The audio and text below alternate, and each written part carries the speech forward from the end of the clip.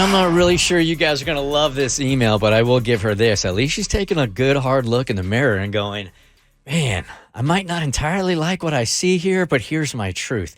Look, if you got something going on in your life and you want to share it with us, we'll try to get you guys some advice from all around the country, from our Bert Show fam. Hit us up at thebertshow.com. And the truth is, her boyfriend has some kids she doesn't really like, and now he's sick, and she's wondering, well, if this dude passes, what's my obligation to the kids? I mean, that's a real hard look at things. Cassie's got the email.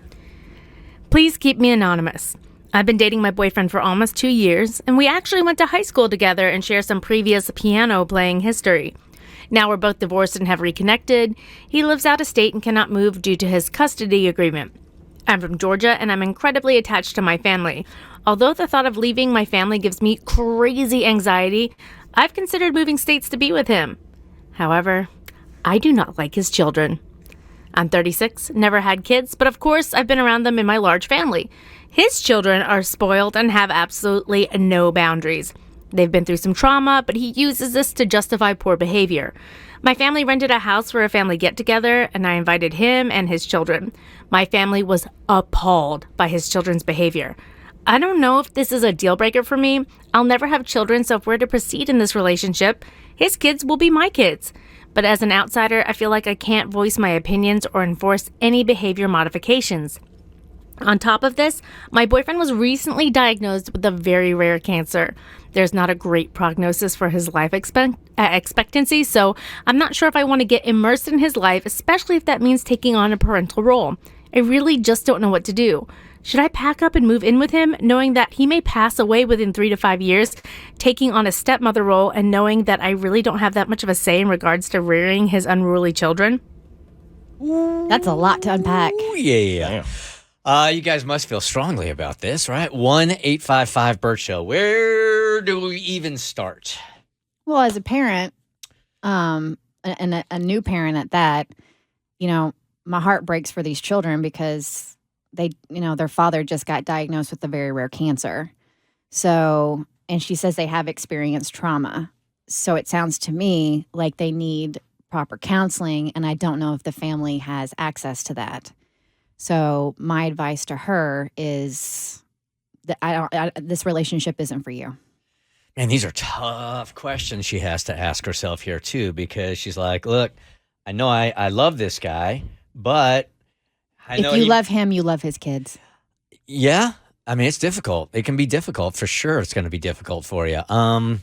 I don't know. It's heavy. It's heavy. It's very heavy. I feel like with as heavy as this is and with all that he's going through, this is one of those situations where you either are completely all in or you shouldn't be at all. So if she feels like you have hesitations and doubts, then I think you gotta leave him alone. Damn, same feelings, Davi?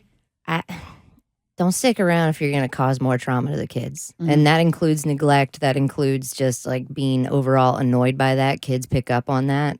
And then they follow and find those kind of relationships in their adult life and surround themselves with that kind of toxicity. Like I would say cut and run, because I don't think, not doubting your stamina, but I just don't, I don't think she's into it. As far as the step parents go, when parents get divorced or one dies, I know in many marriages that the stepmom just kind of like isn't even in the picture anymore in a lot of cases. But we don't know what the relationship, like, she doesn't explain the mother's role in the children's lives. Mm-hmm. So if there is no mother in the children's lives and she becomes a stepmother, and he passes away, then, I mean, and if she doesn't want the kids, then she has to tell him if he has a 3 to 5 year prognosis here, right? So if you pass away and he's doing his will, then that means she needs to tell him, I don't want your kids. Yeah, again, we don't know the other side of this. We don't know if mom is involved, if mom's not involved. I'm just I'm trying to connect my situation with this, which would be if we're going to be married. We're not yet. But if my fiance and if something happened to Tiffany and she passed away, while I think I'd be in contact with Eliza, her dad would take care of her. 24/7 and I'd see her from time to time, and hopefully he would still allow me to be in her life. In a case like this, I just don't know what the mom status is. Exactly. And it makes it hard to give advice. She's making it sound like she would be responsible for the kids if anything were to happen to him. Yeah, like what about his parents or aunts or uncles or But regardless, because of what this family is going through right now, and this is, I watched somebody die of cancer. It's a traumatic experience. And that was traumatic for me as an adult. So this is going to be intense. And I'm not going to judge you if you cut and run, but I'm telling you, if you stick, you better put in the effort, not just for him, but also for the kids. It sounds like just from the questions and the paragraphs, like Mo was saying, I think mine would be very similar. Just like, you're not even all in here. Like, and you can't dabble in this. So you can't just tweak how you're feeling right now. I think I wouldn't judge either, but don't be part of the problem, as Davi said. The Bert Show. Hey, do you like what you just watched? Because you can get more Bert Show for free. We drop new podcasts every weekday, and you can find us anywhere. Spotify, Apple, any place you get podcasts.